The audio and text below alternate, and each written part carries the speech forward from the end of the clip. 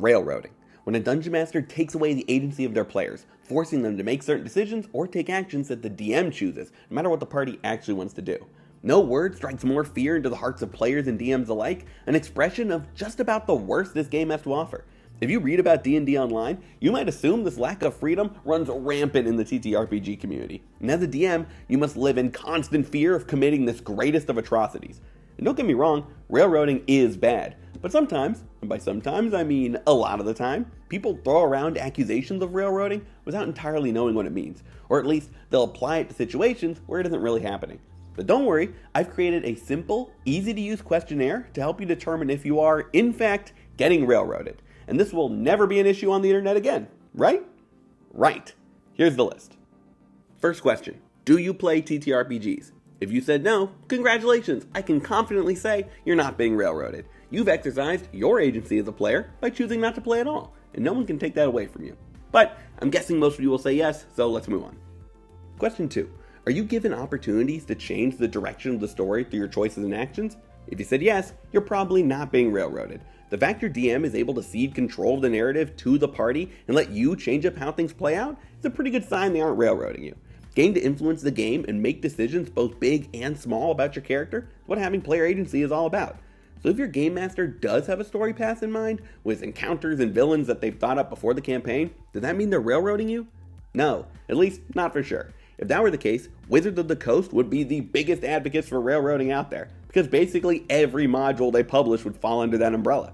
Many games of D&D have linear plots, rather than branching narratives. Either the DM is excited to tell a certain kind of story, they don't have time to prep a more expansive campaign, or they spent like $50 on an adventure and they'd really like to not waste their money.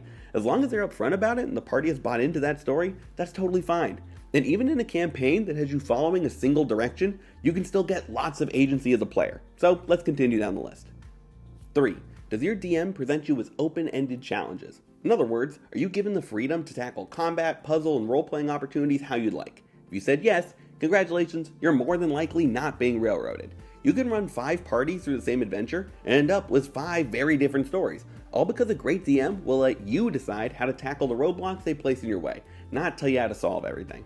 And that's a great example of player agency, whether your campaign is linear or expansive. So surely, if you said no to this one, that means you're being railroaded, right?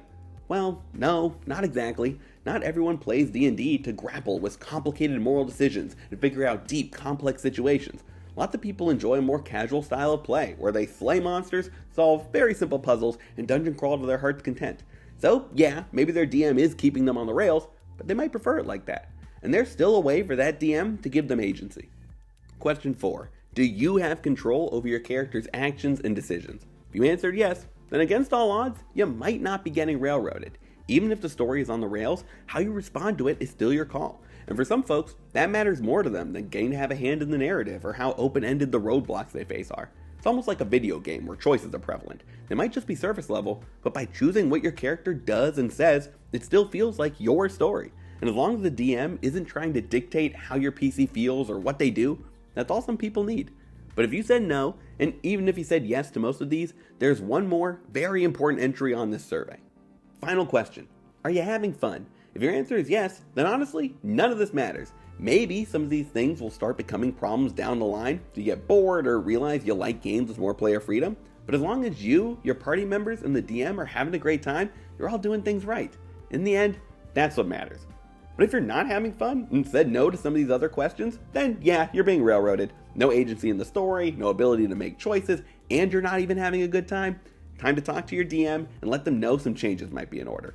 And by looking at which of the previous statements you're lacking in your games, that could help pinpoint these specific problems you're having with your DM. So you can have a more productive conversation with them rather than just saying they're railroading you and expecting them to grow from that. Hopefully it can lead to better, more constructive feedback. Well, that solves it. Nobody will ever again argue online about what is or isn't railroading. But seriously, if you take only one thing from this video, let it be that every table is different, and what's railroading for one person might not feel that way for another. So before you accuse your DM of taking away your agency and make them cry in the shower later, maybe just have a chat with them about your expectations for the game. Could save a lot of time and tears. Before I go, I want to talk about a project I'm really excited about, and the sponsor of today's video, Hedge of the Crescent Queen, a brand new adventure from Bryce Bullock at Latecomer Games. It's a fun and fantastic module designed for D&D 5e, launching on Kickstarter today, all about a malevolent archfey who tosses wanderers into her maze as entertainment or punishment.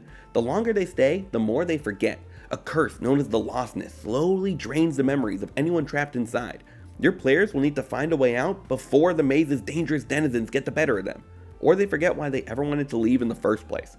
The adventure is full of fun encounters, very cool and very deadly NPCs, magic items to wow your party, and even a dice game that I came up with called Fickle. You might recognize it from a video I made a few months back, and I was inspired by the random and strange nature of the Feywild when I came up with it.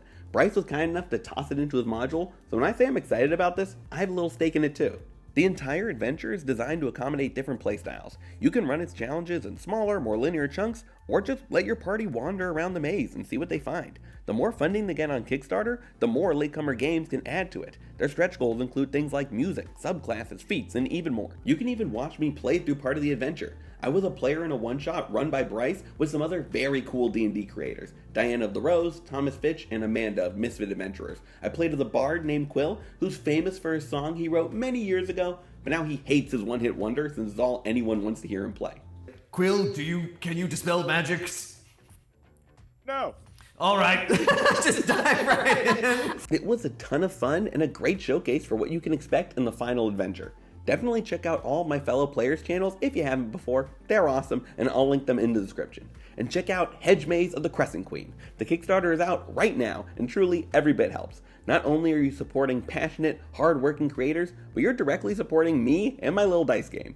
Thanks again to Bryce and Latecomer Games for sponsoring the video, and go check out the Kickstarter. The link is down below. Thanks for watching, and I'd love to hear your own thoughts on what is or isn't railroading in the comments. If you enjoyed the video, leaving a like is always appreciated, and you can subscribe to the Bard's College to see more. I make videos all about D&D, DMing, and whatever dumb ideas I have in between, so there's more to come. But for now, good luck, and remember, crit your players.